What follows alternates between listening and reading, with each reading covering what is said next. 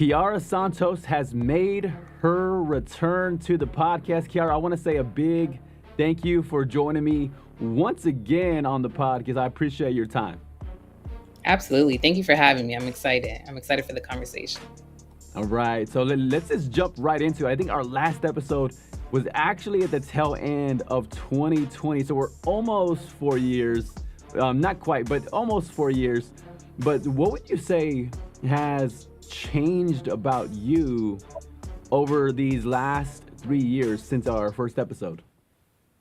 Wow. I think, like with most people, there's been a lot of self-reflection on, what is important, what you really Yes. want out of life.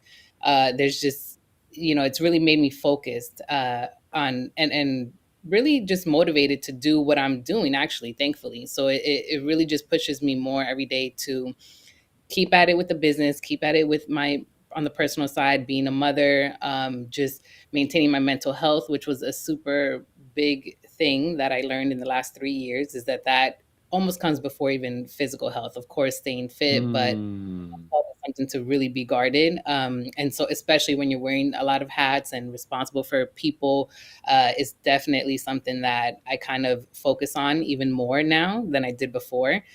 Prior to all the responsibilities that I had and the business growing, you think you're invincible, you can do anything, and sometimes it's like, yeah, mm, but let's kind of take care of yourself a little bit more before you burn out, and then everything burns out. So that's pretty much right. one of the biggest things for me in the last 3 years is just taking back my focusing on self-care, and just taking Yes. back anything that is too distracting, that is not aligned with where I'm headed. I'm just kind of like Mm, eliminating that. That's the stage that I'm at. That's what I've learned the most, is that you have to prioritize yourself, your family, and then everything else will fall into place. mm. What is that for you? Like the mental health strategies that really help you navigate all of that, or is there a few go-tos? I know people leverage everything from right from the fitness stuff, or it's some of the therapy or journaling, or what are some of the tools that you use that like they help you, they help Kiara to really move forward and progress. So physical movement for me is huge. That is definitely something that, as somebody who's so much in her head, and which makes sense with what I do, sometimes I need a physical to get my body out of my head. So sometimes even with meditating or journaling, yes, that's great. But again, the thoughts in my head is kind of hard to control. So with the physical movement, when you're, out of breath, giving it your all, that's what really gets me. And then is when I can relax and do the meditating. And that's when I get a lot of like ideas and just feel so much better. I come home, I'm so much happier. I'm a better mom, a better partner, because I just had that release. So definitely the physical, which is why it's Mm, so important with the tying it back to the yoga. Just any kind of physical movement really brings me mm, my mental health. yeah. And are you with even with when it comes to yoga, is that the primary source of your physical activity, or do you also do other forms of exercise and all that? Oh, definitely. So yoga is still something that I do, but the hardcore like cardio, Mm. stairmaster, lifting, that is what I've been doing most recently, more even than the yoga. Nice. It would be And then something that I'm like out of breath and just yeah. right. Yeah, because I remember like maybe 20 years ago, which is a weird phrase to even say. 20 years ago, I remember I bought like a yoga book, Mhm. and it appropriately had this really like buff shirtless guy on the cover, and then it had these interviews with different like NBA basketball players, and I remember reading about it. And I know at this point, I guess different, I guess yogis, is that the phrase that Yeah. the yoga participants call themselves, um, Yeah. have shared like there's different intensity, there's different Mhm. heat and temperatures, and there's different all kinds of it now. So I was curious on kind of even where you landed on it. But so what it sounds like though is you kind of combine some of the cardio and other exercise forms with yoga, not necessarily like the intense yoga that sometimes I could hear about from other people. Yeah, and to be completely honest, I haven't found like a home for my yoga. So I used to do hot yoga when I lived in Orlando, and I used to have like a home studio that I just loved, and I would take all their classes. So now, of course, I do some at home because but when it comes to like the hot yoga and things, I haven't really found a place that I really enjoy. But yes, it can definitely get intense. Don't get me wrong. There's definitely different styles of yoga, but yeah, for me, it's more so the yoga is more relaxing than intense for me in this stage of life. More, Nice. yeah, Nice. the relaxing style. And then with you learning this lesson and seeing that the significance of it, was it a one time?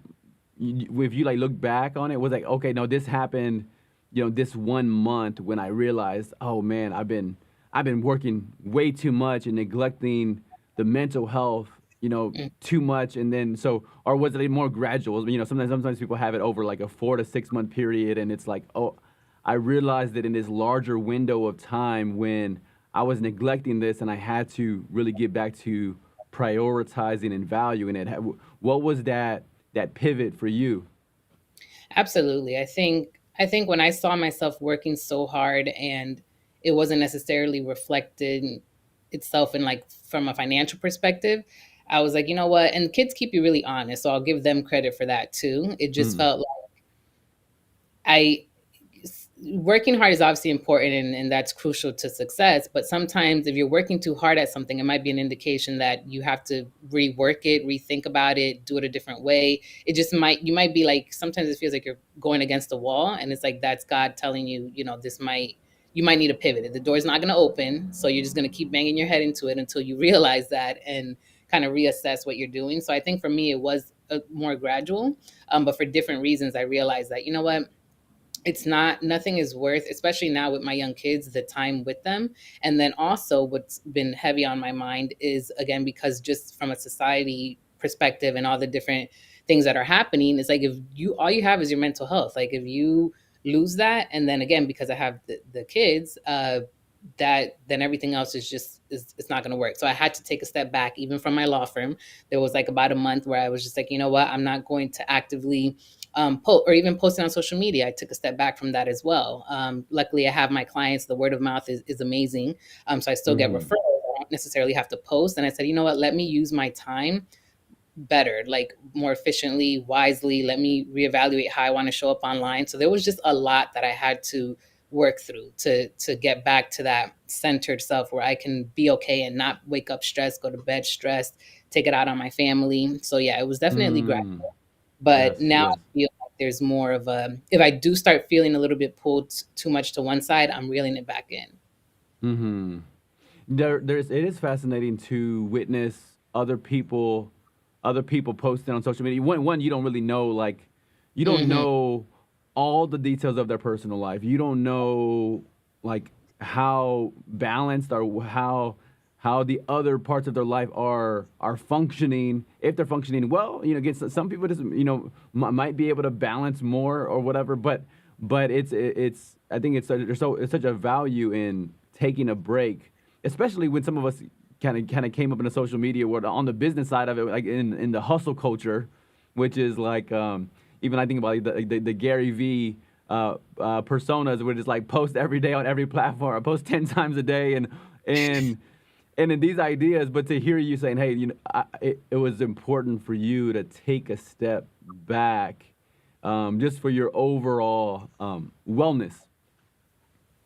Yeah, yeah, definitely. Because, and what I tell my interns and the associates that come to the firm is like, when you're posting, and I don't know because I haven't been that poster 10 times a day, but from Mm, trying to actively post, what I tell them is, that's another way that you'll burn yourself out if you're just posting like crazy. And you'll notice the patterns. Most people, unless you have a team, but most people, they'll post every single day, they'll be on it, and I've seen that in my own firm. And then they just get tired. They don't see the effort being reflected in whatever it is that they're looking to mm-hmm. get out of it. And then they just kind of get off of social media in totals completely. So I tell them, pace yourself, just do something that's realistic for you. If you know that you can post consistently once a week, then post consistently once a week and at least show up in that way and be more authentic. Because that's another thing. And for me, authenticity is like the core of who I am, what I do, what I tell the girls, Hmm. sorry, not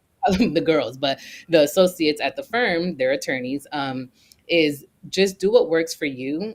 And I know that I'm not a marketing expert, and that is evident in how I run my business. We're more quality over quantity. So Yes. it's I'm not the expert in this, but what I can say is, again, because that also ties into your just overall well-being. I mean, everybody has a life, whether you have kids or not. And it's like, if you're Hmm. always on social media, another thing is that if you're always on social media, when are you having time to do what it is that you're talking about? Right. Because also not really realistic. Like if you're like with the different gurus and the real estate people, if you're on there talking about how much money, like you would think, why are you on here telling us that it's Right. money? I would think, write a book. That's a great way to still help people, but still, you're too busy for this. So, I fortunately I have not been, because I would say a victim of social media in that sense. I'm like, you know what? When I show up, that it's authentic. It's something that is true. And my clients appreciate it, and that's all I could ask for. If I have less clients, but Mm.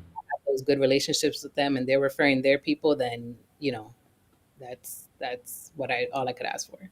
Yes, yes, yeah. It's fascinating to think about in our era. I know, like I think it's Cal Newport. He had a book, several books that came out about the topic. But he has, I think, deep work is one of the topics. Another one was digital minimalism, and it's you hear the phrase, you go, oh, that's an interesting thought process where somebody was trying to minimize their digital, their digital connection. Everything. We're posting everything, and I know, to your point, that trend of seeing fellow entrepreneurs go through that maybe digital existential crisis. Like, what's the point of this again? Like, and I could wrestle with it as somebody who often is. I thank God for the gifts He's provided, because what often will happen in my own world is I will join an organization, and sometimes I'm just like, I don't want to lead it. I don't want to, like, I just want to sit in the back and not be the leader here. but then Yeah. like but then, like, again, the calling comes. Like, every organization, every group that I've been a part in, I've been asked to step into some form of leadership role. Again, I Mhm. thank God for that, but it does have it's a two that it's a two-sided sword. It's a benefit plus, and there's uplifting parts about it, but it's also a drain and a drag at times, and can be a struggle to navigate forward. So I say all that because when I'm in different roles in my life, even if it's like, my sisters talked me into joining a softball team in December. And so, like, we Mhm. have, a game once a week, and we have practice once a week. And I didn't expect to, like, whatever, become a captain on the team or something. I'm just showing up to play and have fun and encourage everybody. But I say all of that because my life away from online is really good. And I've Mhm. asked myself at times that existential question of, do I have to show everybody how good my life is, or can I just have the good life? And so I Right. think that's where that wrestling match on my side of it, of posting.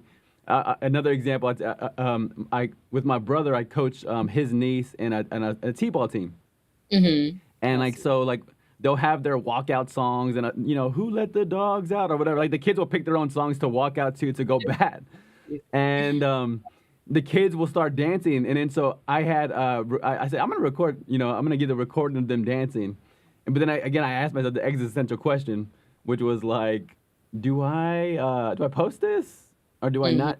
Like, do I post this to show how great of a person I am? I'm volunteering and helping these kids, and they're bringing joy into my life, or do I just enjoy it? So anyway, there's a wrestling match I can have with digital minimalism, with, again, still marketing and showing people what's happening in my life, and there's a wrestling match I certainly can have. So I relate a whole lot to the idea of pulling back at times from posting. Yeah, absolutely, absolutely. And people want to see that stuff. Every time I post things that I'm like, same thing. When I'm like, do I really, want to share this? People just are so excited about it. And then when I post the actual information, like, this is what you need to know about your trademark, it's like Yeah. crickets. So it's I don't know. Social media is very interesting. Obviously, it has its extreme, very beneficial, especially for us small business owners, especially during the pandemic. But it definitely has to be monitored, and you have to watch it because if not, Mm-hmm. it'll turn into too much negative. So Mm-hmm. For sure. Now, and one phrase that you used earlier was your kids help keep you honest, yes. and how have you seen that influence all of this? Like, in what ways has that influenced what you do and how you operate? I think when the kids are younger, depending on the kid's age, but my kids can play. So sometimes if I see her acting like mommy, I pay attention to what she's doing. Oh, well, I'm on the Mm, computer. And if I'm talking to her, oh, well, I'm working, like little things that I see that, okay, this is what she's seen and this is why, I have to maybe reel it in and give her more attention, more time. So with the play for sure, sometimes if they keep nagging at you to play with me, play with me, play with me. So, and they say that I saw in a study, like even 10 minutes of just uninterrupted attention, because the kids, they'll move on from you too. Like, yes, they want to play all the time, but they'll get tired of you too and be like, okay, next thing. So if you can just take time to those little pockets, 10 minutes here, and make sure that they feel like they're more important than your work, then mm-hmm. that's always that's what I keep in mind. So if I start seeing that, she's asking to, well, my 4-year-old, because I have a 6-month old, he can't really say much right now, but Mm-hmm. my 9-year-old stepdaughter. But yeah, they'll keep pulling at you, and just when they noticing how they play and the things that they talk about when you're putting them to sleep, if they make little comments. So that was ways where I saw that, okay, I'm being associated with just being on my computer, like, because that's my line of work. Obviously, people have different jobs. Sometimes the kids go Mm-hmm. with you, whatever the case, but all she sees is me on the computer. And that's work. So I was like, you know what? I need to pull back a little bit. And it's hard. Yes. Mm-hmm. Yeah. Well, respect to you. I respect to you to have the awareness and Thank to grab that. I mean, how easy could it be to just keep moving forward in life and not gauging how are my kids doing? How's my kid doing? And how is she reflecting me? How's she providing some of that mirror that people have described and showing me about me and how can I make adjustments proactively to provide and to help them to have a childhood that's uplifting and that's they feel valued and prioritized. Yes. Very important for me. Yes. Now, what has changed about your law focused? When I pulled up your the santos.legal.groups on Instagram and I saw that entertainment law was now listed. And how did that come about? Yeah, so that's really exciting. So although I'm only like about 4 years older than my associates, they really kind of came to me with that idea of being in entertainment law. They're interested in the sports, in the artists, in the music, and one of them is does copyrights, handles copyrights. So if you come to us for copyrights, she's the one handling it. I don't even handle the copyrights. And it came to be where I didn't want to be in their way and stop what just made sense for the firm, because we handle the business, we handle the contracts. This is just a little bit of a subsection of that, as far as like royalties and licensing. And so it's not something that was totally new that we didn't know how to do, or that we didn't do, but now labeling it entertainment law. Sometimes it's all about the wording when it comes to the kind of clients that you want to attract. So I said, you know what, let's do that, because even though it wasn't something that maybe was my idea, I just Mm-hmm. felt like they're animated about it. They're making content for the entertainment law, and for the firm to grow, it can't always be about the vision that I see, because it is way beyond me. At first it was all about like Santos Legal Group. I wanted my name on the door, and I wanted it to be reflective of me and my values and for my family. But now it's more so, I do want this to grow, even if it outgrows me or outlives me, however that might transform. So just staying open to something that you just staying open minded to things that you didn't think about, and allowing the people that work with you to kind of take the lead and say, okay, sure, let's do this, let's try it, because I don't have all the answers. So it could be something that we get a few big clients, and then now we're in the entertainment space. So I'm not going to stop that. Of course, I still have to agree from like if it's a morality issue or like our values, but that was something that just made sense and that was still interesting. So that's what we did. We rebranded, and to be honest, it was hard to kind of title it entertainment law, because it just felt like you know, again, when you're doing something that it's like didn't you wasn't your idea type of thing, it is sometimes hard to let go of what was. But I was like, no, this is the way we're going to go. If we have to pivot at any other point, we can, but Hmm. let's do this. Let's attract these clients. Yes. And I think there is respect I think I have for you as the leader of that, right? Because there's sometimes there's that tendency, right? When you're leading and you have the final decision making ability, sometimes people can maybe want to hold back, maybe their team, and then who knows the amount of disengagement that could have provided to your team of lawyers and how they would have felt like, oh, like my boss is, she just she's shutting down my dream, shutting down me, and let me just go to another firm where they actually let me do this. And Yeah. so like there's I think it speaks to your value as a leader to be able to have the humility to flex. And it's funny is I was referring back to the interview I had with you before. One thing I had asked you was, what would you do if you knew you couldn't fail? And you immediately responded with, I'd bring on a whole bunch of attorneys. Like, again, that would be the big priority. So the fact that you are in the space of bringing on attorneys and having them on your team, now it's that other piece of it. Like, how do you keep them and Right. build them and empower them?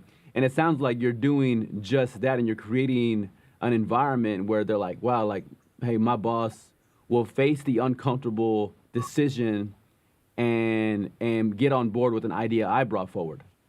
Absolutely. I never want to stifle anybody's growth because that's the thing too. I don't, they're here for me for however long. And we're building this together, but it's wherever they go and they know that. I always tell them that. I always check in with them. Don't even be here if it's not working with whatever your life goals are, your life plans. If you have something else, if you envision something else, never feel bad about disappointing me or hurting my feelings. Like this is and same thing with my interns. And I brought up the age thing because I think the younger people, you have to support their ideas, and you have to, Hmm. because as we get older, sometimes I feel like I'm getting out of touch, which I am.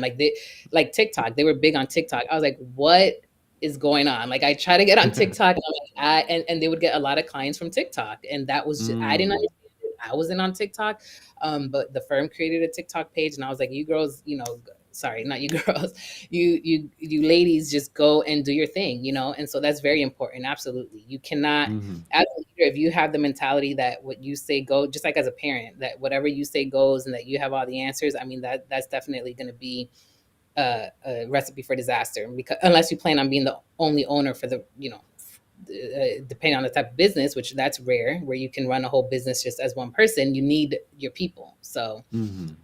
my Yes. goal to always support. Yes. And it's so engaging. I think I remember being in the corporate world, and we had like our yearly engagement questions, and one of the questions of those 12 were, my opinion at work matters. And I think you're providing the value as the leader of saying, it's your opinion matters here so much that we would add it as one of our areas of focus in the Hmm. law, Hmm. and just empowering them in that direction. Absolutely.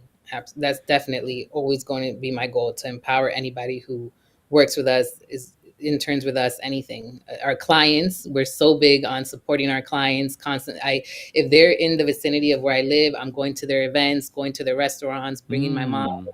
Yeah, I mean, it's definitely very much community. And I think the reason why I have that relationship with my clients too is because I'm them. I'm the same small. I just have this area of expertise, but I am you. I'm going through the same things you're going through, and I feel like we're growing together. Some clients obviously are bigger, much bigger, have been in business much longer than I have. Some are just starting out, but whatever stage of business they're in, it's all relatable and or inspiring, because for those Hmm. clients, when I'm negotiating $1 million plus contracts, multi-million dollar contracts, I'm like, okay, so this is, I appreciate being exposed to those possibilities and Yes. opportunities, humbly. Of course, to them, I'm like, Hmm. yeah, it's normal. But to me, I'm like, wow, this is crazy. This is like a huge deal. So definitely overall, always supporting, always empowering all the way around. Yes. Now, so my perception of seeing entertainment law, I Hmm. think naturally, as a lawyer, there's prestige there, and then as a law firm owner, there's more prestige there, and then entertainment law. So again, outside looking in, I'm just telling you, Uh-huh. it for me, outsider looking in, it added almost another level. If we're going lawyer, law firm owner, entertainment law. Did you feel that same? Like there's a element of prestige, or there's an area, like there's a component of a flex, not like an obnoxious flex, but there's a flex in having some of that the focus being entertainment law. No, unless I feel like somebody is, unless I feel like I have to flex. Normally, no, I don't think of it in that way. I think once we start getting like well-known people, I think Yeah, maybe that'll be, because that's what it is. Like once you get that one in these different industries, it's like they all refer their own attorneys. Because that's, I've already seen that with my clients. I have like a core group of clients that are serial entrepreneurs, and they all just, and then they go off and get another business with another person, and they like, I have such a big, in the hospitality space, right? And that's my core like contracts. So in the entertainment space, same thing. Once you get like a big client, you're going to just bound to get more just because of the circle that they're in. yes. So I haven't reached that. Definitely not. I think I still have a little bit more of like imposter syndrome, and I think it is beneficial, but I'm definitely not how I was when I first started. The confidence is there. I know my self worth Mhm. now, so it's a very much. I don't think of it in that way, but also if I have to think about it, then I know, like, okay, put some respect on my name, type of thing. Hey, right. Now I can imagine the idea of it could be intimidating, but it's like anything else that you've ever accomplished. It's putting one foot in front of the other and then moving forward, and then taking the same diligence and focus and work ethic that you've already applied to other areas of the law, and then empowering your team to really hone in and get that maximum effort in Hmm. shining in the arena of entertainment law as well. Yes, yes. Now, one topic you mentioned in our first episode together was generational wealth. So, talk Hmm. about the three generation curse. Some people call it generation one is the builder, generation two is the maintainer, generation three is the squanderer. How do you view the three generation curse? It's so layered because when your circumstances can either break you or make you more determined. So for that generation one that is building this, for whatever reason, they were the person to say, you know what, I want to build something for my family, leave it for the second generation. The second generation comes. I think already from that transition from generation one to generation two, the generation one, on top of creating the business, you have to have a plan, like a business succession plan. Okay, what is supposed to happen, and that depends on the type of industry. If it's something where, because the thing is, you can't expect family members and those to come after you to want to do whatever it is that you're doing. So set up your business so that it could still be in the family, but they're not necessarily working it. And so that comes with a lot of preparation, a lot of planning. You have to tell people what to do, who to reach out to, who are your vendors. And again, this is very specific to the type of business, but one way to kind of make sure that there's always something running and not count, because for example, me, there's no expectation at all for my kids to take on to become attorneys and take over Mhm. the law firm. That is not at all something that I think about. Any other family members, because I have a couple cousins now that are in law school, that is not at all what I expect of them. So it's like you have to, depend on your type of business. If you want, they can still run it without working it. They could still be the owners. They could still be in charge of hiring. And people just don't all have the same tenacity, because it's not easy to run a business. So I think it's just so hard, and that's why I say it's like layered, because one piece of it is, okay, did you even plan and leave it appropriately for the next generation? Because maybe the company was in debt, and you had a bunch of bad people that you hired, and now they're ruining the business. It might not even be the Mhm. family that's not necessarily taking care of it. So one is the planning. Two is the expectations of what you want. Just like when you do your estate plan, okay, you leave the house to the kids in the trust. Okay, well, is it that you want them to sell it and just, everybody make the money off of it? Do you want to keep it in the family so that, other family members can live in it? Okay, well, it's just so many things to consider. I think the best thing you can do is start the business, have a plan for it, tell the people who are interested, what they can do, maybe have a handbook or some kind of guide, have a trusted person that might outlive you that can then be trusted to tell the other family, okay, this is how it's ran, how, this is what we do. And then just in general, as you're raising up the next generations, make them privy to what it is that you're doing. I mean, my daughter is only 4, but as soon as she knows, she can understand certain things, I'm going to explain to her Mm. different things. Like we were playing like a lemonade stand or some. I think we were playing like with a lemonade, um, and I don't know. I think she said it was like free or $1, and I was like, no, it's more than that. And so like I'm teaching her things from like a understanding money, understanding how business works, even in the simplest sense. Like, no, this isn't free, and we do have nonprofits, so she's going to understand that perspective as well, but just showing them, because it's not enough to just say here is and depending on the type of business, here's a multi-million dollar business. What is that parent, what is that child supposed to do with that if they have Right. no prior experience, no knowledge of it? It's just bound to fail. So I think it's layered in that sense. It doesn't have to be that it's a 3 generation curse, but because you see the Rockefellers, there's big families that have kept that going. So it's just about Mm. having people know what to do, when to do it, and how to do it, basically. Mm-hmm. Right. There was a stat I read last night, and it was talking about there's like 60% of the wealth is lost in that second generation, and then it's like 90% of it is lost by the third. And I was like, which again, it sounds horrible, but it also made me go, okay, well, what about in that second generation, that 40% that actually kept it? Or then that third Hmm. generation, what about that 10%? Like, what is that 10%? And you spoke to it with Rockefeller, because that's often the example that's cited of this family did it and they've maintained it and it's still going and growing. So, how do you, is there a way that you're thinking about it of eh, um, of how to not have the 3 generation curse happen with your family, and maybe it's kind of what you mentioned. Is there anything you would add to that as far as how you could be in that 10%, that 3 generations along the way, it's still going and growing? I think protecting the business, and that's why the estate plan and doing things like having a strong legal foundation is so important too. Because again, if you have a business and you get sued, like so many things, one-off things can happen that completely destroy the whole business. So if you're protected and you have the business in a trust, for example, you're if you do have creditors, they might not be able to reach your business assets. That's a way to protect it. So it's planning and protecting.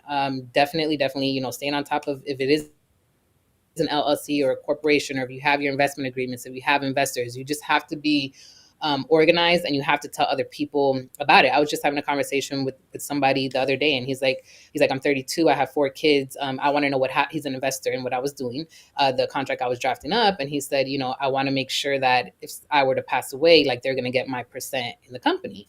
I said, well, yes, but that ends there, because what do you have in place to make sure that once your family does get, your heirs do get that money, where's that money going? Because that's not going to help you for to just, especially when you have minor children, that money is going to Mm-hmm. supposed to be held for them. But if you don't have a plan in place, that's where things are going to start to unravel, and then you did all of this and your kids aren't even the ones benefiting, which is that's what you're doing it for. Usually it's for your kids.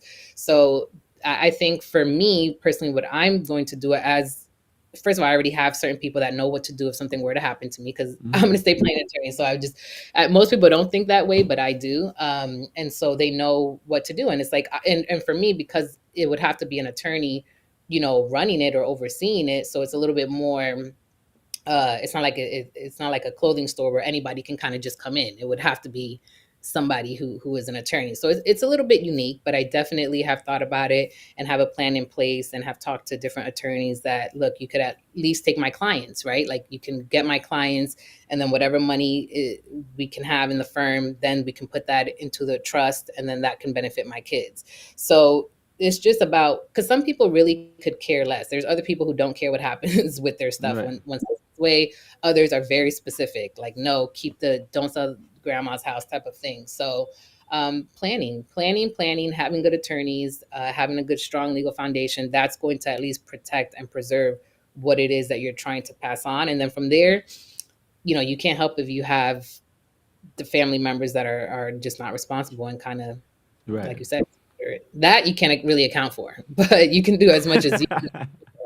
Now, on that one, one thing I was curious about because I was reading about that squander generation, Mhm. which they grow up in this setting of wealth and privilege, and maybe I throw it back to my age, growing up in the '90s. So if we're gonna talk about a '90s sitcom like The Fresh Prince of Bel Air, we're talking about they grow up kind of like Carlton in Mhm.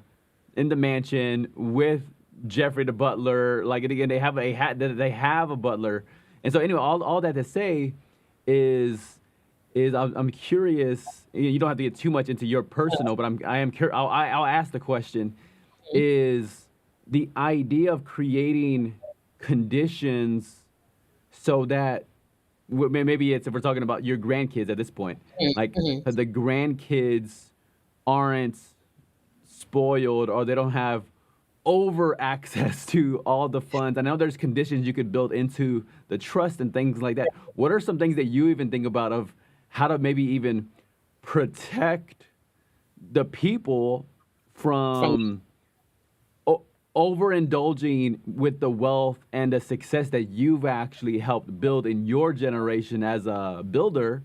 If you Mhm. call yourself that, the little bit I know, I think that would be Yeah. safe to say you are the builder in the generation. So talking about your grandkids, how would you how what kind of conditions are you going to be using like in your trust to not spoil that third generation? Yeah, so I think one that has nothing to do with the legal is just raising my kids differently, and so that they can raise their, because we're breaking more than just the curse financially, but it's also how we operate, and the scarcity mindset, and just it's a lot of personal as well. So one, in just how I raise my kids, and then in the trust for my grandkids, there are limitations where, okay, you don't have to go to college, but maybe at 25 you can't get any money until you're 25 years old, because at that point you've kind of lived a little. You're not aware of it too, like you have a trustee that's giving you a certain amount of money, like a month, or depending on what you're doing, because kids have different needs too. They might not all need the same thing or the same amount of money, because that's another thing when parents are creating trust and wanting to divvy it up 5 ways. Well, certain kids have certain needs that the others don't. Yeah. So there's just so much to it, but definitely being a little bit more detailed in the trust, and taking sometimes family members out of it and putting in just good business people, right? Because your family can still benefit from your business without having to run it again. So it's like something that if they show that they do want to be involved and do want to take it over, then they can work with the current, let's just say a business, a regular business. They can work with the CEO, and they have the opportunity. They have to show that they can run the business, and then if they want to, they can. So it's like a little bit of nepotism, but not not just dumping it, because you not just dumping that responsibility on those that did, they're just here and they just have this money. Like, no, it wouldn't be that wouldn't be the setup. It should definitely be that they understand what is going on, number one, that they're raised, to appreciate things. And that's always very hard, because I talk about that with other people too. Like, when you're that generation that has the money and you kind of have already elevated a little bit past how you were raised, it's kind of Hmm. hard to want between wanting to give them everything, but then also understanding that that's not what's going to help them in the end. So for me and my Right. kids, the experiences are definitely something I will drop money on, because that is something that I think is important, that I value, versus buying. I mean, I do like to buy too, but something.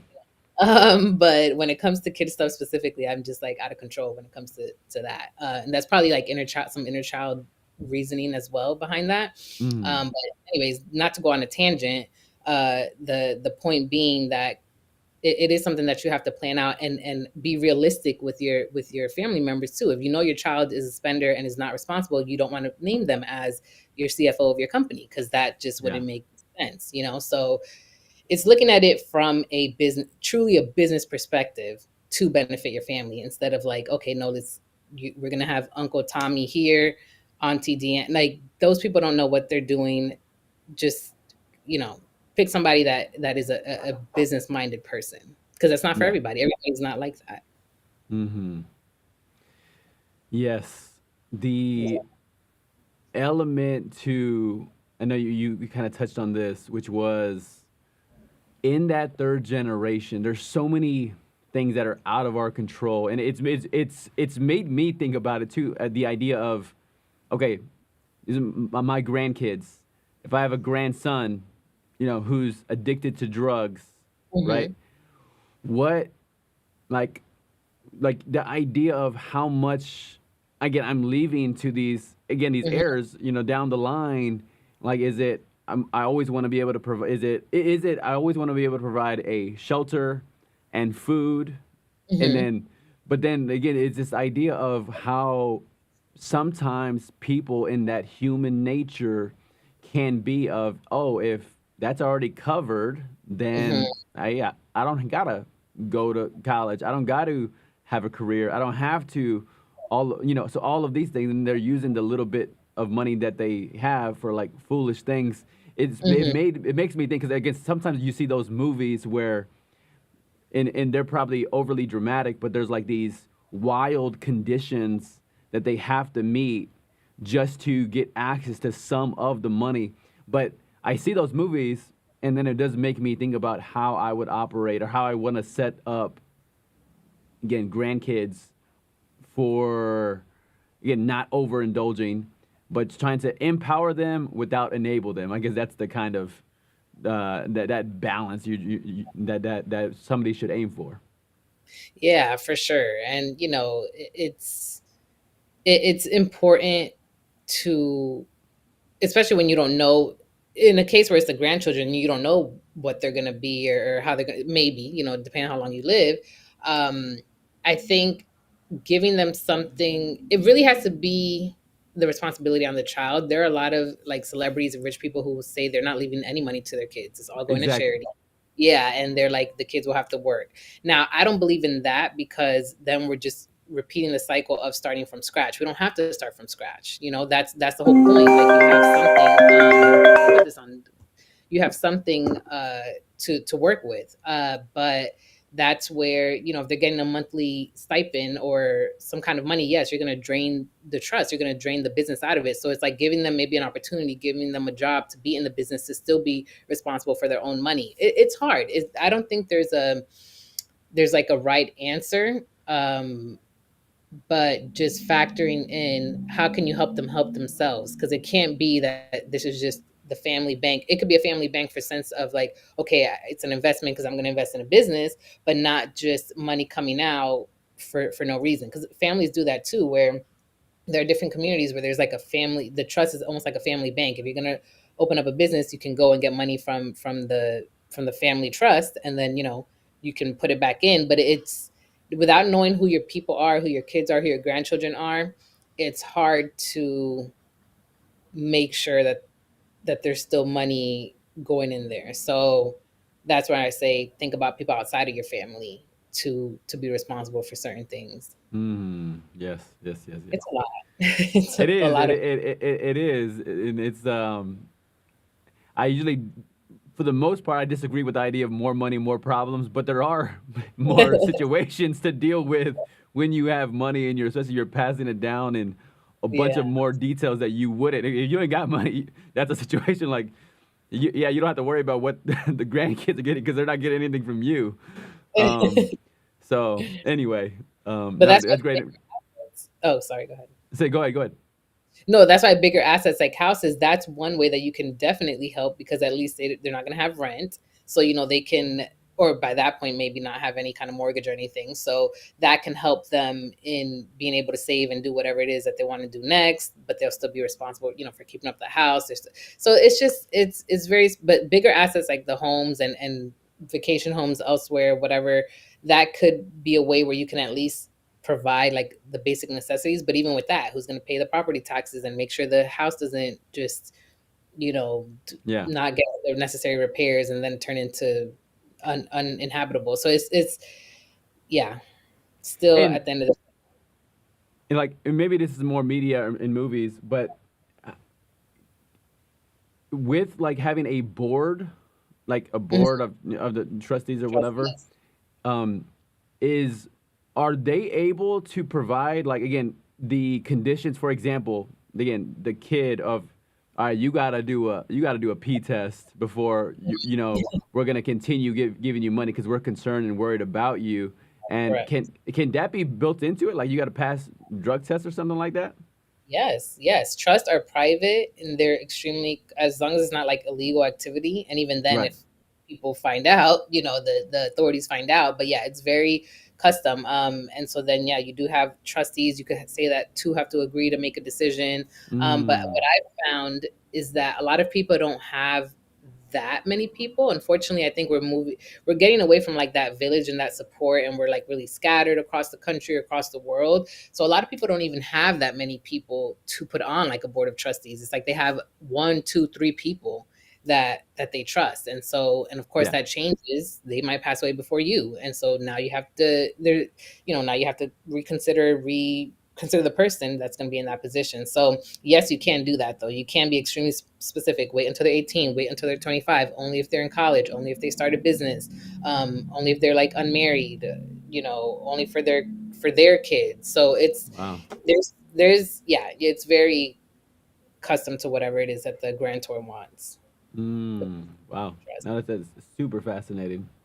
Yeah. Yeah, no. To your point about the trust, to the point about being a board of trustee, that was a recent conversation with a friend, and he had told me because he had asked me if I would be like the spiritual overseer of his children. Like he's like, hey, it's written in our paperwork, it's written in our trust, and he said, and then he told me, and by the way, it's my brother who's in charge of the the trust, and then if something happens to him, it's you. And I was like, hold on. And I was like, time out. Like, when did I said?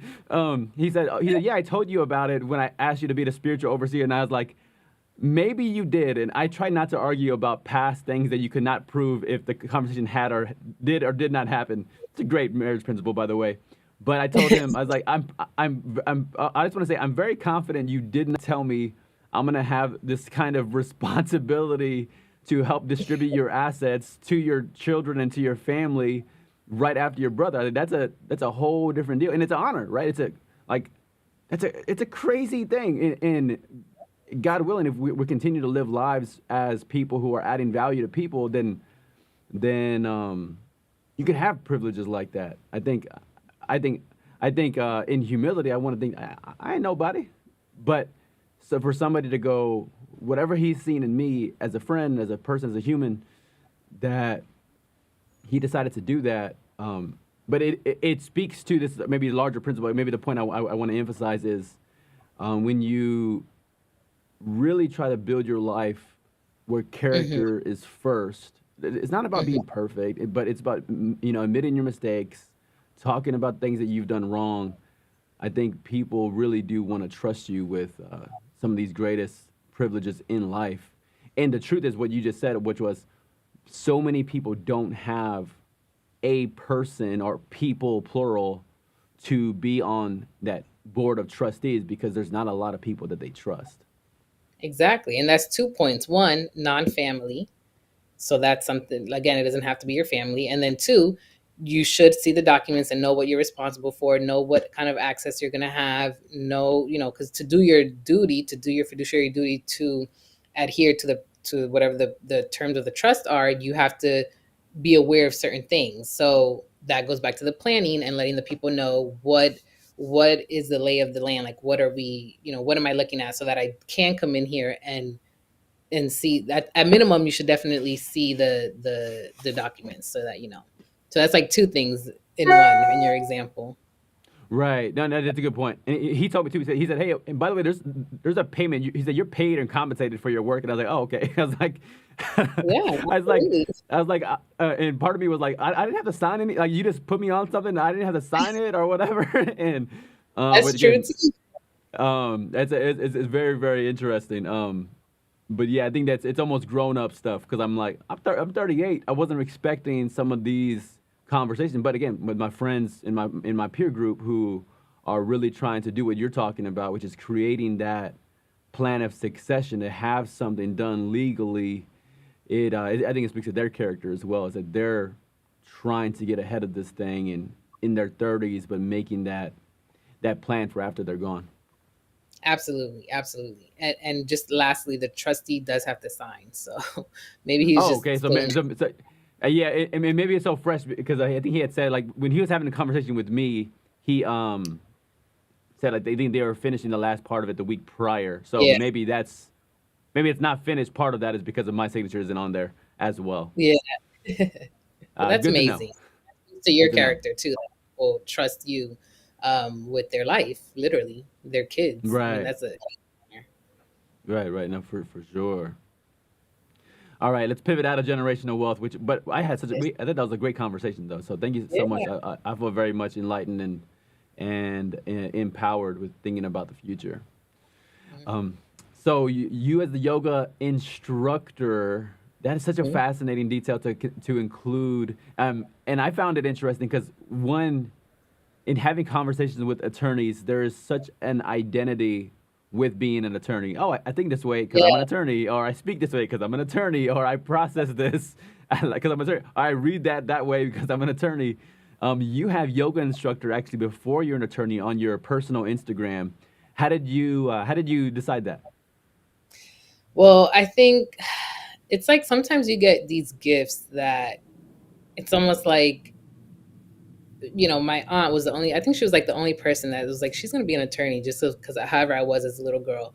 I didn't make that decision or come to that realization until I was 16. But I feel like there's so much of me that is so unlike an attorney. But then it just really feels like split. Like part of me is just very free spirited, very much like I just want to frolic in the grass. I just want to do, still a little bit of luxury there because my partner always like points that out to me. Like, no, you don't want to just be a hippie. Like you have, you want to be like in a tree house, but like a super fancy tree house. Okay, yes. So there is this very much side of me that I don't want to lose too because I so easily get stressed. And then in my line of work, I don't want to fall into that category. And attorneys have like the highest rates of like alcoholism and suicide rates. So it's a very real stress. I mean, we're like I told you when I'm dealing with those multi-million dollar contracts, it's like, what? Like you guys are like me? Like this all Mm, falls on me. This is crazy.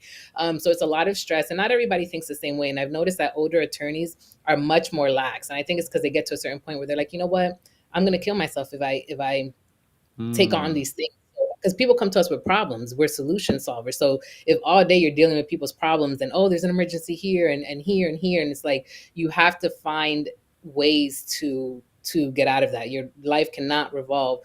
I use the attorney when needed, but in like my personal life, it's like you wouldn't. I never tell people I'm an attorney. I still walk around to this day. I do not mention that I'm an attorney unless it's like a business opportunity. But I don't want anybody knowing I'm an attorney because I don't really identify with it in certain spaces. So I think for the yoga, I don't want to let go of that, and I became a yoga instructor while in law school. I did the certification because it was something that I found.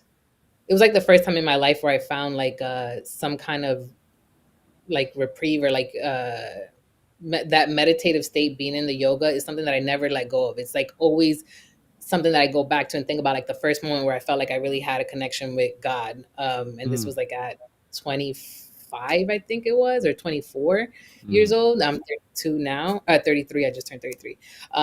So it's something that I guess I don't want to let go of. And at the end of the day, they're both titles, right? And so I'm mindful of that too. Neither one of them identify who I am, but I want to remind myself that there is this peaceful side of me that not I don't want to let go of that because the attorney, if I get too much into the masculine energy and having to be rah rah on the call with opposing counsel and having to just be so, what's the word, like just so strong, I guess, for lack of a better Mm-hmm. word. Right. I need the yoga as a reminder that I don't have to be that, or I could go to that after the call, after I have a stressful call. Okay, you know what? Reset. Do your downward facing dog, your child's pose, whatever. My daughter does yoga too. Like it's something that I want to incorporate. Mm, Yeah, I don't know if that answers the yeah. question. It does, it But does, and I think it speaks to a fascinating like duality of like who you are as a person, right? Is that it sounds like that yin and the yang that right. that as you kind of alluded to, like that there's the masculine energy, if you will, on the attorney side, the intensity, the alpha, and then there's the soft, the hippie energy on the yoga side. And it sounds like it's been incredibly valuable to you. There was one yogi who I was in a coaching group with, and she was describing. I'm going to space on the phrase, but there's a position that is your position. It's like your like sweet spot, a sweet position where it's like you're most connected, most like Mhm. involved. Is there a phrase that's called? Um, at the end of the like, what do you mean? Like Like she's for some reason, so I'll just tell you what hers was, uh and maybe I misunderstood it, but it was for hers was doing like a headstand, and that was her. Um, Again, that was her like ideal spot to be most, whatever, connected with the universe or most immersed in the moment. It's some yeah, sort of headstand. So yes, if that's a thing, then my yes. question is, what's yours? Is you have that one yoga pose that you're like, when I'm in this pose, this is the one that best helps me to be connected. Yes, so I love hip openers, for sure, because we hold a lot of emotions in our hips. And so sometimes, again, even when we think we know what we're feeling or that we're processing things, our body keeps a score. I don't know if you've read that book or are familiar with it. Mm. Um, but and that's why I love yoga too, because it just, whether you want to or not, you're going to release some of that. And that's important. All that toxicity that you're building up throughout the day, depending on your environment, your work. So for me, is any kind of hip opener is definitely the sweet spot. Like I just feel like I can breathe. I just feel so much better, lighter when I come out of any hip opener. Hip opener. Got it. I don't know what that means, but maybe on the clip of this part of the video, I can put some little somebody doing the hip opener position so people Yeah, there's understand a what it few. is. Yeah, yeah. All right. Well, good. Well, let me ask you, how do you navigate this one? And maybe this kind of connected to the yoga commentary, which was like, Mm, how do you navigate being this again, the high-powered attorney, the law firm owner? Like, so it's almost kind of as you were referring earlier, like it's almost that's the shark part of you, but then mm, like mhm. navigate that with being mother and partner. Like, how do you in your household, in your family, how do you guys have like traditional marital roles in your home? Do you have more modern marital roles in your home, and how do you navigate all that with decision making? How do you and your family do it?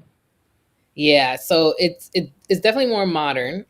He's also an entrepreneur, which is very interesting because as much as you would think we have time flexibility, I mean, two people being entrepreneurs is like he has to run to this and then I have to have the kids and then I have to run to this and then he has to have the kids. So I think for now, the way that we do it, like there are some things that I just don't think about, I don't know about. Like I was talking to somebody about the internet and she was like, "Oh yeah, like you have files?"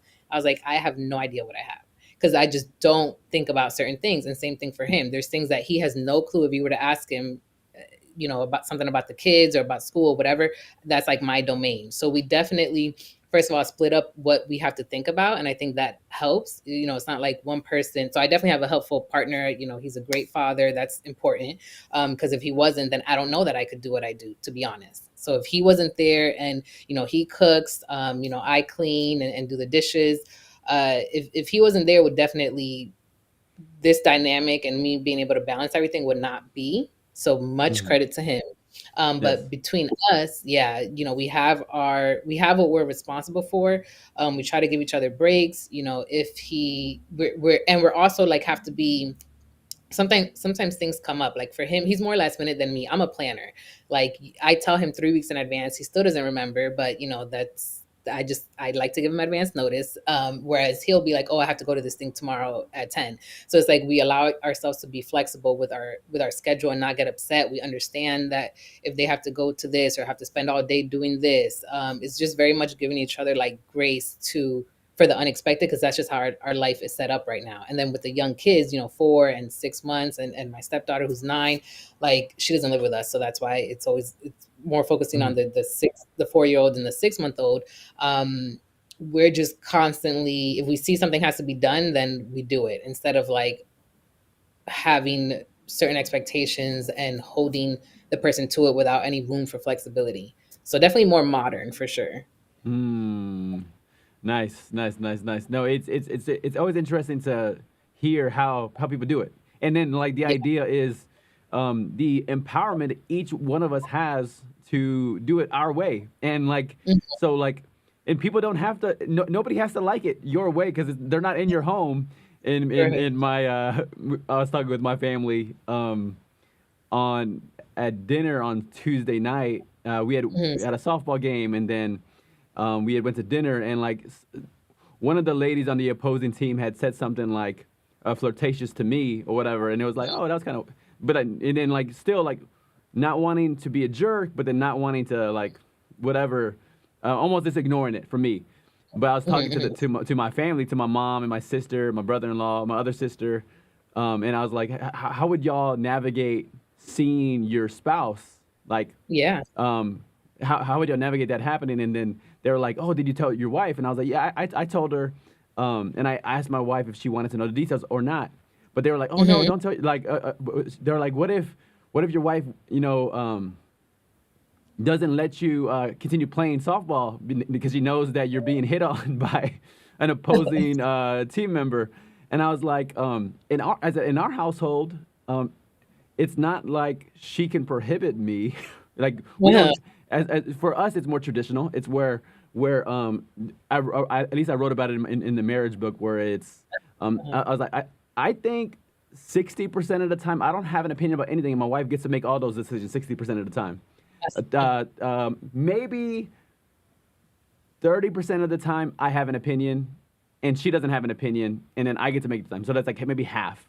And then the Mhm. last Mhm. 10% is where it gets interesting, where it's like like maybe 5%, where we do what I would call it the missile launch method, which is we don't move forward unless we both turn the key together. And then the Uh-huh. last 5% is where just kind of talking to them about this is where we both disagree and there's no middle ground, there's no compromise, and comes to me as the man of the household, which is again more Mhm. traditional, but it's like Mhm. anybody who would have a problem with they could have a problem with it, but they're not in my household and they're not married to me, and my wife knew that approach when we got married. So and she's fine, and we're having a good time together. So all that to say is it's refreshing to hear the way other people navigate life because you're not in their household, so you get to just learn and observe without even placing a value or whatever, a judgment or a discernment on it. But just to learn is refreshing for me. Oh, absolutely. And he's definitely, I guess, for that definition of traditional, is definitely still like man of the household. But Yeah, when I present publicly, I'm definitely, boss, like all the right. way. But definitely in the household, I kind of uh take a step back because I trust him too. Like, and your wife Yes. trusts you to make those decisions. Again, it really depends on the actual person that we're talking about. And that, because what, like you were saying, other people judging it, they might not have the same partner. So of course, for you, it might be this, or that, but you don't have the same level of trust and the same, quality person. So yeah, I guess it's a mixture of like modern and traditional, if we're saying it from that Yes. perspective. Right. Right. Yeah, Right. yeah. Right. No, but And that go ahead. Go ahead. no, I was gonna say, and it's also just very stressful right now because we don't have like family that live with us. So it's just us two and the kids. And we're outnumbered now. Yeah. Very interesting. Of course we have our family, but our friends, but we're very much and people that offer, but we like to have our kids with us. We're definitely not like, okay, go to grandma's house, let's drive an hour to grandma's house. No, we'd rather our kids be with us. So Right, right, right. No, and I appreciate you sharing the detail about taking a step back, and I think that's where I'm often curious with, and mhm. maybe I'll shift the language to alpha beta stuff, right? So like definitely have the alpha brand as far as how you operate. You're an attorney, you're a law firm owner. You know, you have a team that that work for you, with you, in the firm. And so I'm often curious of how that alpha and out when alpha meets alpha, like what is that process? But you explained it, and again, I don't think less of anybody who takes Right. a beta role, and I'll take and it could be the huddle of my softball game, and Hmm. the original captain was there. I'll ask him. I might have gathered Hmm. everybody up because maybe he wasn't going to gather them. I Hmm. might have gathered them up, but I'll ask him. Does he want to lead it? If he has Right. something, hey, he goes. I'll take beta role. But Hmm. if he's like, oh no, go ahead. Okay, now let me just charge up the team real quick and give us a little bit of a focus. But I say all that because sometimes there's the ego where the ego's like, no, Yeah. I gotta be alpha in every setting. But to hear you to be able to navigate that with grace, with going, no, there's a time when I actually take a step back in my household and allow my partner to be the man of the house. Oh, absolutely. Yeah, no doubt about it. And I, again, and I don't want to be like the things that he deals with. I'm like, thankfully, because again, I would not be able to run Santos Eagle Group if it wasn't for his support in every way. So yeah, and it's funny because he was on a panel talking about the alpha gender wars from a male's perspective. So Hmm. funny enough, and so he Yeah. has his. It would be interesting for us both to be on a panel and talk about it. But yeah, he definitely, I think for any woman that is in like similar positions, we're in a high power position or she's responsible for, I guess what people call like an alpha female, which I don't necessarily call it that, but uh you don't want to be that way. I think most women, from my, I guess, my own experience or knowing my peers, because I know other attorneys, female attorneys that own law firms, we definitely don't want to be that in the home. I mean, we definitely want to Mm. like melt and just be like girly and like help me, like that type of thing. So I think that's all really for show. I think that's more so when women want to be the alpha even in their household, then I think there's just more to it. Because for a successful, and I'm not a a marriage person or a relationship expert at all, but I think that's just not conducive to a good relationship. If you have to let the man be the man. I know we have to be so careful with gender and these titles, but just as carefully as I can say it, you have to be okay with having that person be in that role. Again, if you trust them and you chose them to be in that position as the alpha male, if we're talking, you know, male Right. female. No, for 100%. No, it's great. It's great information, and like your anecdotes of you and then your people, that all matters, and it counts for something, and it's similar Hmm. with my wife and I. In fact, the first question I was asking her before we even became boyfriend and girlfriend, I asked her, "Hey, Hmm. what are you looking for in a man?" And she was like, "A strong leader," and I was like, "Okay, well, why strong leader?" And she goes, "Well." She's like, I'm kind of alpha, and I'm strong willed, and I can easily run over somebody. So then we've been married 10 years now, and so I'll tease her whenever I'm making a decision that she's not on, she's not completely on board with, she disagreed with. But I said, remember when we were getting to know each other, you asked for a strong leader. So now I'm not going to let you run over me with this decision. I'm going to make the decision because I think this is best for you and for me and for us. So anyway, we have that conversation, but it's enlightening for me to hear from your side that you're observing that, especially like based on even where we live can determine how these roles look. Again, you being in the Northeast United States, it's honestly a little bit shocking to me to hear you express that even about other attorneys that as far as the desire on the women to take that beta role in the household, even though they're alpha in maybe every other setting. Absolutely. I think if you find yourself as an alpha female in the home, still being alpha in the home, I think that maybe you just have to reevaluate the man, because eons ago, before being with my partner, I mean, yes, like your wife said, I mean, the men that they're just not alpha enough. Like, I don't know if enough, but they're just not the right partner, because an alpha female, it's like in the, and I think my partner used this in that panel, when he was talking about like in the, oh my gosh, like in nature, like with lions, right? Like there has to be one lion that leads the pack. There could be a strong one, and then either they fight or whatever to determine who's the alpha. But you can't have two alphas. That's just not how it works. So it's like if you Yeah. can't be the beta in the household, then I just don't think you have the right alpha, basically. Right, right, right, right. It does seem like that too. Like when I've talked to friends in like when I talk to friends and I see people, it's when it comes to decisions that I'm making, like the idea of being dissuaded from something that I've already decided. It's like okay, like again, people can decide for your own life. I decide my own thoughts. I decide my own Hmm. beliefs. I decide the words that I speak. I decide the actions that I take. I decide how I respond to things. But like the idea is, yeah, I'll get opinions from other people, but the idea that somebody's gonna bulldoze me is like, this is not gonna happen.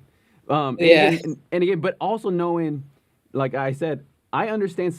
What I say is, I understand submission, and Hmm. I'm often in position where I'm submitting to other people. If I'm Hmm. again at softball, I'm submitting to the captain. I'm submitting to the ump. Like if the ump calls a Exactly. call that I don't like, then it's like I'm not gonna beat up the ump. And like I know Right. you got to do it my way. Like the number of times that I'm in a position of a submission, it's a Hmm. lot. If Yeah. I have a contract with a client, guess what? She can fire me. And so who's Hmm. alpha? Like she's paying me, so she's alpha over me. So when I had a job, my boss was alpha over me, and again, that's part of it. So anyway, all that to say is, I don't even. I think the value. It's not less to understand the times when I'm beta, like, Hmm. and knowing understanding when I'm in a position of submission. But I know sometimes that's lost in I think our current era of like Yes. submission is like a curse word to Right. to practice or to be in. But yeah, anyway. For sure. Yes. People have strong opinions about the word submission. So maybe I'll ask you one last question before we wrap. And this is a selfish question, and part of it's selfish because I'm so grateful that you would spend time, on the pod, and we get a chance to connect again. I just want to ask you, like, and people ask me, like, how before, like, hey, how do you get attorneys to come on? And I was like, I just ask. I mean, I ask, and if they say no, they say no. But then for you to be willing to do a part two. I realize that each one of us has a finite number of hours in any day, week, year, or lifetime, and that you would decide to come back. I wanted to ask you what motivated you to return and to do part two.